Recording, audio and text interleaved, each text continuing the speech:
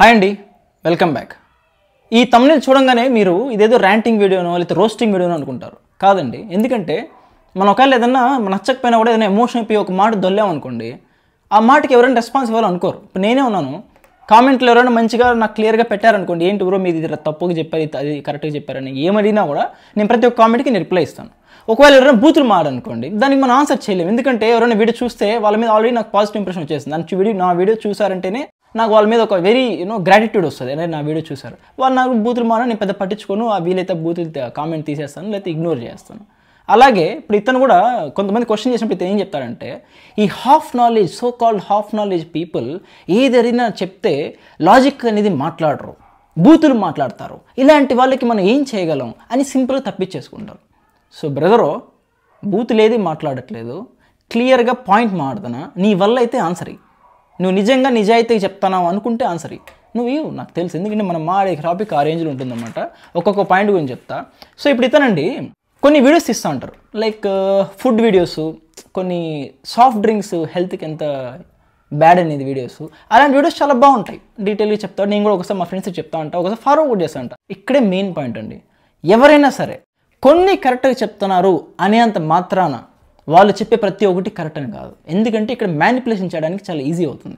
ఇప్పుడు నేను మీకు ఒక సెంటెన్స్ కరెక్ట్గా చెప్పినంత మాత్రాన నేను నెక్స్ట్ సెంటెన్స్ కరెక్ట్గా చెప్పకపోవచ్చు. ఒకటి నేను మీకు కరెక్ట్గా చెప్పి నా మీద బిలీవబిలిటీ తెచ్చుకొని ఆ తర్వాత నేను మీకు రాంగ్ చెప్పి మిమ్మల్ని మ్యానిపులేట్ చేసే ఛాన్సెస్ చాలా ఉంటాయి. ఎందుకంటే ఈ వీడియో చేశాడండి, అది అన్వేషణ బ్రదరు బయాస్ అనేది. యాక్చువల్లీ బయాస్ అనేది ఎవరో నాకు తెలియదు, నేను అంత ఎక్కువ చూడాలి. అన్వేషణ అప్పుడప్పుడు రీల్స్లో వస్తూ ఉంటుంది కాబట్టి నేను చూస్తూ ఉంటాను. ఇప్పుడు కామెడీగా ఫన్నీగా ఉంటుంది. ఇతను ఎవరో నాకు తెలియదు, ఏదో వాళ్ళ మధ్య జరుగుతుంది. ఏదన్నా జరగనివ్వండి, ఇట్ డజంట్ మ్యాటర్. ఎందుకంటే వాళ్ళిద్దరు పర్సనల్గా ఏదో తిట్టుకుంటున్నారు, కొట్టుకుంటున్నారు, దట్ డజంట్ మ్యాటర్. కానీ పాయింట్ అయితే ఇంపార్టెంట్. పాయింట్ ఏంటి, ఈ అన్వేషణ బ్రదర్ ఏమైతే చెప్తున్నాడో, ఏం చెప్తున్నాడు, బెట్టింగ్ యాప్స్ కరెక్ట్ కాదని చెప్తున్నాడు. నిజమే, దాంతో తప్పే ఉంది, నిజమే, కరెక్టే, బెట్టింగ్ యాప్స్ తప్పు. కాకపోతే అతన్నే ఎందుకు టార్గెట్ చేశాడు, అతనితో ఎందుకు అతనికి ఏదో పర్సనలిజం మనకు తెలియదు. I cannot support that. But ఏదైతే తను చెప్పాడో బెట్టింగ్ యాప్ గురించి అది కరెక్టే, ప్రాబ్లం లేదు.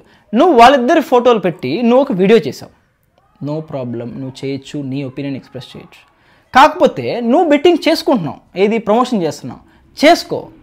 కాకపోతే నువ్వు జనాల్ని ఎలా మిస్గైడ్ చేస్తున్నావు అంటే, ఎవరైతే బెట్టింగ్ యాప్ తప్పు అని చెప్తున్నారో వాళ్ళ వాయిస్ని ఇతను నొక్కేయడానికి ట్రై చేస్తున్నాడు. ఎందుకంటే వాళ్ళ వాయిసే లేకుండా ఉండడానికి సింపుల్గా ఎలా చెప్తాడంటే, సో కాల్డ్ సొసైటీ మీద ప్రేమ ఉండేవాళ్ళు, ఏదో సొసైటీ మీద ప్రేమ ఉన్నట్టు నటించే వాళ్ళు చెప్తుంటారు, వాళ్ళ మాటలు నమ్మే అంత వాళ్ళకన్నా పిచ్చి పువ్వులు ఇంకెవరు ఉండరు అంటారు.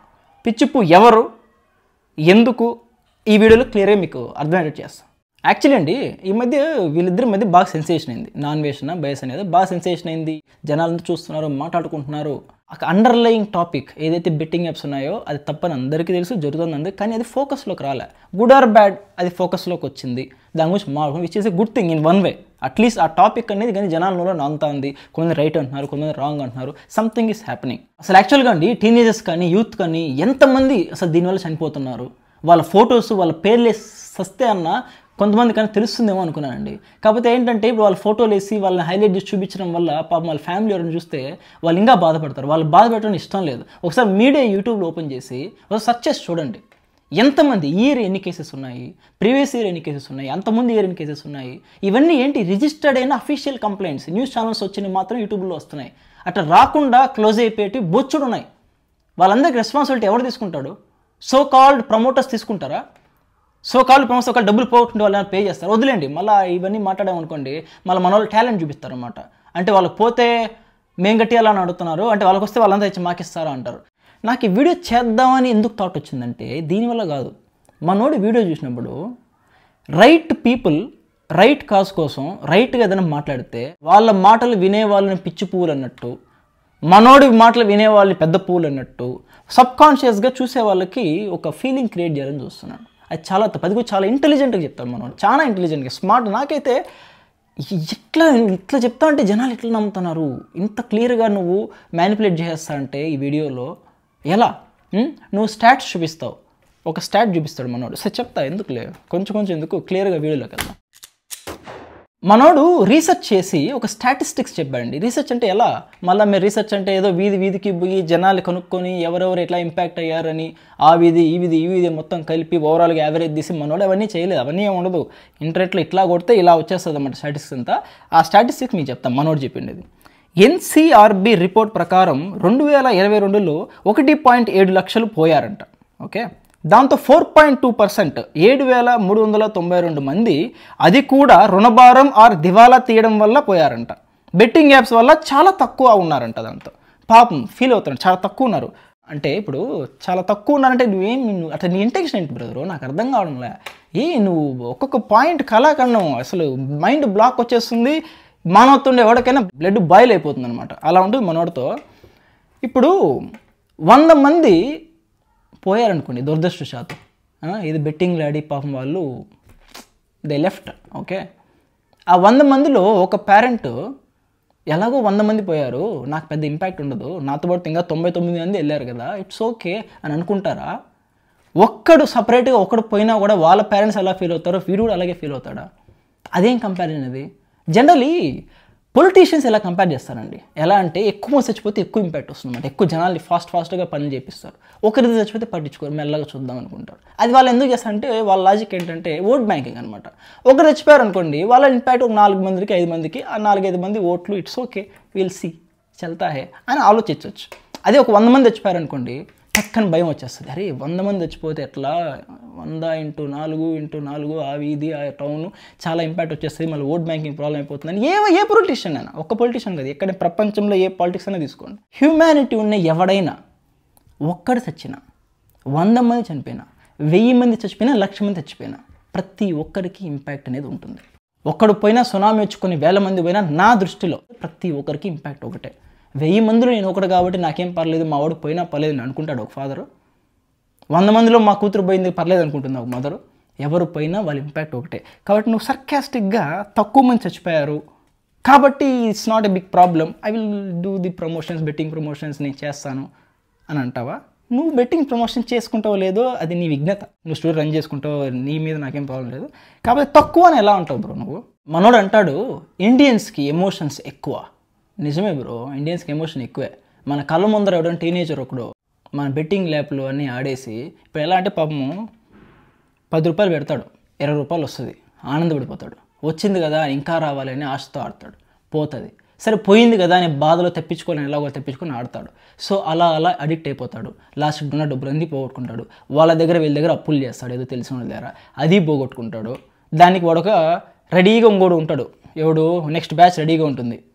ఇప్పుడు పెళ్ళికి పోతే ఫుడ్ బ్యాచ్ తర్వాత ఇంకో బ్యాచ్ రెడీగా ఉన్నట్టు ఇక్కడ రెడీగా ఇంకో లోన్స్ యాప్ బ్యాచ్ ఉంటుంది. వాడు ఈ యాప్ ఇన్స్టాల్ చేసుకొని ఫోన్లు చేస్తాడు, డేటా కూడా వెళ్ళిపోద్ది. ఎవడెవడు బెట్టింగ్ చేస్తున్నా డేటా అంతా వాళ్ళకి వెళ్ళిపోద్ది. ఎవడైతే బిస్కెట్ అయిపోతాడో పాపం వాడు నెక్స్ట్ ఫోన్ చేసి నేను నీకు లోన్ యాప్ ఇస్తా, లోన్ యాప్ ఇన్స్టాల్ చేసుకో, మీకు లోన్స్ ఇస్తా అంటాడు. పాపం మనోడు ఇంకా తప్పదు, సిచ్యువేషన్ అలా క్రియేట్ చేస్తారనమాట. మనోడు థర్డ్ పార్టీ .apk ఫైల్ అని ఉంటుంది. ఆ ఏపీకే ఫైల్ అనేది ఇన్స్టాల్ చేసుకుంటాడు. దానికి audio, video, location, microphone, camera అన్నీ యాక్సెస్ ఇచ్చేస్తాడు. టిక్ అనేది అన్ని టిక్లు ఇస్తే ఇది వర్క్ అవుతుంది అనమాట. అన్నీ ఇచ్చేస్తాడు. వాడు కాంటాక్ట్స్ ఇంటర్స్ అన్ని స్టోరేజ్ పెట్టుకుంటాడు. ఓకే, 1 ఫైన్ డే ఇంక తిరిగి కట్టాల్సిన డే రోజు వాడు అడుగుతాడు. మనోడి దగ్గర ఉండదు, తెల్లమొహం వేస్తాడు మనోడు. ఇంక వాడు వేసుకుంటాడు అనమాట, ఫోన్లు చేసి టార్చర్ చేయడం, ఎమోషనల్ బ్లాక్మెయిల్ చేయడం, వీడి ఫోటోని అంతా మార్ఫింగ్ చేసి న్యూడ్ ఫోటోస్ అవి చేసి వీడి కాంటాక్ట్ లిస్ట్ ఏదైతే వాడు యాక్సెస్ తీసుకున్నాడో వాళ్ళందరికీ కాంటాక్ట్లు పెట్టడం. సో వాడు వీడు ఫ్రాడ్ స్టార్ అని పెడతాడు, వీడు ఒక ఫ్రాడు, వీడు ఒక సంఘ విద్రోహి, వాడు ఇంకా ప్రొఫెషనల్ వర్డ్స్ అని మాట్లాడతాడు అనమాట. ఎలా అంటే వీడికి ఒక ఎంబారసింగ్ సిచ్యువేషన్ కల్పించేసి సమాజంలో తలెత్తుకోలేని పరిస్థితి. పాపం చిన్నపిల్లడు వాడు తెలియదు, ఎవరు చెప్పుకుంటాడు, ఎవరు హెల్ప్ చేస్తారు, పేరెంట్స్ చెప్తే పాపం పేరెంట్స్ ఎక్కడ తిడతారో, ఎందుకు ఆడేవరా అని పాపం ఎలా చేయని సిచ్యువేషన్ క్రియేట్ చేసి వాడు ఒక రాంగ్ స్టెప్ తీసుకుంటాడు. అలాంటోడు మన కళ్ళను చచ్చిపోతే ఖచ్చితంగా బాధేస్తుంది. దాన్ని ఎమోషన్ అంటారు. ఇప్పుడు చచ్చిపోయినా అని చెప్పి మన ఇప్పుడు స్టాటిస్టిక్స్ తీయలేం. ఇక మన స్టాటిస్టిక్స్ కన్నా రియాలిటీ ఇంపార్టెంట్. నువ్వైతే ఎలాగో ఆడొద్దని చెప్పవు, నీకేదో ప్రమోషన్లు వస్తాయి, నువ్వు ఛానల్ రన్ చేసుకోవాలా, పోనీ ఆడొద్దు అని చెప్పేవాళ్ళు కూడా నీకు ప్రాబ్లం అనమాట. ఎందుకంటే మనవాడికి ఇన్ఫీరియారిటీ కాంప్లెక్స్. ఎలా అంటే ఆడొద్దు ఇది ఎక్కడ ఎలివేట్ అయిపోతుందో యూట్యూబ్లో, ఆడొద్దంటే మనమేమో ప్రమోషన్ చేయాల్సి వస్తుంది. ఇప్పుడు అందరూ చేయొద్దంటే మనం చేసి వస్తే అంటే ఇప్పుడు నేను ఆడ్ మ్యాన్ అవుట్ అయిపోతానా? మనకి ఇంకా అవసరం డబ్బులు, మనకు కావాలన్నప్పుడు మనం చేయాలి. అందరూ వద్దున్నప్పుడు మనం చేస్తే ఇప్పుడు మనల్ని తప్పుగా చూస్తారా? దాన్ని కవర్ చేసుకోవడానికి మనోడు ఈ వీడియో అలా ఇస్తాడనమాట మన మీదకి. వీడియో ఇసిరి ఆ తర్వాత స్వేచ్ఛగా మళ్ళీ ప్రమోషన్ చేసుకోవడం. నువ్వు చేసుకో, అది నీ కర్మ. వేరే వాళ్ళని కూడా ఎంకరేజ్ చేసేలా ఉంది వీడియో. ప్రమోషన్స్ చేయడం కరెక్టే బెట్టింగ్ యాప్లో అనే విధంగా నువ్వు లాస్ట్ ఒక స్టేట్మెంట్ ఇచ్చావు. అది తప్పు బ్రదరు, అలా చేయొద్దు. అలా చేస్తే ఇలాగే మన మీద వీడియోలు చేయకూడదు అనుకునేవాడు కూడా మనం థాట్లు ఇస్తాం అనమాట. వెంటనే ఒక బిలీవబుల్ పాయింట్ ఒకటి తీసుకొస్తాడు. ఏమంటే యూట్యూబ్ ప్రమోషనే తప్పు అంటారు కొంతమంది పిచ్చి పూసలు. అరే ఏ కాలంలో ఉన్నారా మీరు, ఏం మాట్లాడుతున్నారా, ప్రమోషన్సే తప్పు అంటారా బ్రదరు? ఎవరు చెప్పారు యూట్యూబ్ ప్రమోషన్స్ తప్పని? ఎవరు చెప్పలా. నువ్వే ఆ పాయింట్ తీసుకోవచ్చు. ఎలా అంటే నువ్వు చెప్పేది వీడియో మొత్తం కరెక్టే అని సైకలాజికల్గా వర్క్ చేస్తున్నావు. అంటే వీడియో నిజమే యూట్యూబ్ తప్పుడు, ఎవరు చెప్పారు బ్రో, అసలు నువ్వు చెప్పేది సూపర్ బ్రో, నువ్వు కరెక్ట్ బ్రో అనే ఫీలింగ్లా తెప్పిస్తావు. ఆ తర్వాత బెట్టింగ్ యాప్లకు వస్తావు. ఏం అసలు మనోడు స్కిల్స్, దీన్నే ప్రజెంటేషన్ స్కిల్స్ అంటారు అనమాట. మనోడు ఏం చెప్తాడంటే, నేను రమ్మీ ప్రమోషన్ చేయను, లైవ్లో గేమ్ ఎలా ఆడాలో ఆడి చూపించను, ఎంకరేజ్ చేసి తీసుకొని ఆడండి ఇప్పుడేం చెప్పను, జస్ట్ ప్రమోషన్ మాత్రం చేస్తాను, ప్రమోషన్ అయితే తప్పు కాదు, నేను దాన్ని సపోర్ట్ చేయను అంటాడు. ఇది విన్నాక నాకు ఒకటి గుర్తొచ్చింది. బీహార్లో సుధీర్ మిశ్రా అని ఒక ఏటీఎం బాబా ఉన్నాడు. అతను ఏం చేస్తాడంటే ఏటీఎంని ఎలా క్రాక్ చేయలేనిది ఒక క్రాష్ కోర్స్ ఇస్తాడనమాట. ఇప్పుడు అతను వచ్చి నేను క్రాష్ కోర్స్ మాత్రమే ఇచ్చాను, నేను పోయి ఏటీఎంలో దొంగతనం చేయలేదు, ఎలా దొంగతనం చేయాలో నేర్పించాను లేదా దానికి చెప్పించాను ఎలా చేయాలో అంటే ఒప్పుకుంటారా? అలాగే ఉంది నువ్వు చెప్పేది కూడా. మనోడు మళ్ళీ వేస్తాడు, హాఫ్ నాలెడ్జ్ ఇస్ డేంజరస్ అంట. హాఫ్ నాలెడ్జ్ ఇస్ డేంజరస్ అని నీకు తెలుసు, నాకు తెలుసు, అందరికీ తెలుసు. అది ఎందుకు చెప్తున్నావు ఇప్పుడు? ఎందుకంటే ఒక రైట్ స్టేట్మెంట్ తెచ్చి మనకు చెప్తాడు అనమాట. ఇప్పుడు నేను నెక్స్ట్ చెప్పబోయేది కూడా కరెక్టే, ఇది కరెక్ట్ కాబట్టి అని కాదు తమ్ముడు. నెక్స్ట్ ఏం చెప్తా తెలుసా, క్రికెట్ స్టేడియంలో కూడా వేస్తున్నాడు బెట్టింగ్ యాప్ బోర్డింగ్స్, నేను చేస్తే తప్పేంటి ప్రమోషన్ అంటాడు. వాడు తప్పే, నువ్వు తప్పే. ఎవరైతే తప్పు చేస్తున్నాడో అందరూ క్వశ్చన్ చేయాలి. అందరూ క్వశ్చన్ చేస్తే మెల్లగా ఆ ఎఫెక్ట్ గవర్నమెంట్ దాకా వెళ్తుంది. అప్పుడు గవర్నమెంట్ కూడా అరే యూత్లోనే ఇంత చైతన్యం వచ్చేసి ఇప్పుడు మనం బ్యాన్ చేయకపోతే మళ్ళీ మనకు ఓట్లు రావేమో అని గవర్నమెంట్ కూడా అనుకొని బ్యాన్ చేస్తుంది. అది రావాలంటే ప్రతి ఒక్కరు మాట్లాడాలి తప్పు జరిగినప్పుడు. గవర్నమెంట్ అలో చేసింది లీగల్గా ఓకే, యూట్యూబర్స్ని రెస్ట్రిక్ట్ చేసింది మాత్రమే అని చెప్పి లూప్ హోల్స్ పట్టుకొని మనం తప్పు చేసి ఆ తప్పును కూడా అందరూ చేయొచ్చు, ఏం పర్లేదు అని నువ్వు అందరికీ నువ్వు రెచ్చగొడితే ఇంకొంచెం ప్రమోషన్ చేసుకున్నానా, ఏదో ఈ నాన్ వేసిన పుణ్యాన కనీసం జనాల్లో మైండ్ సెట్ అన్న క్రియేట్ అవుతుంది. ఎవరైతే ప్రమోట్ చేస్తున్నాడో వాడు సబ్స్క్రైబర్స్ మంచి కోరట్లేదు అని ఒక ఫీలింగ్ అన్న వచ్చింది. ఆ ఫీలింగ్ కూడా నువ్వు చంపేద్దామనే. నెక్స్ట్ అండి, ఎన్బీకే ఫ్యామిలీ షో. ఫ్యామిలీ అని స్ట్రెచ్ చేస్తామంట, అంటే ఫ్యామిలీ షోలు వేసారు మనం కూడా వేసేద్దామనేగా.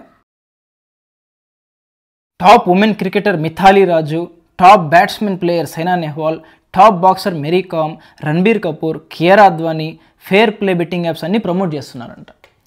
అంటే ఏం నువ్వు చెప్తాను, ఇప్పుడు ఆలియా భట్ ఉంది, బిస్కెట్లు, చాక్లెట్లు, కూల్ డ్రింక్లు అన్నీ ప్రమోట్ చేస్తుంది.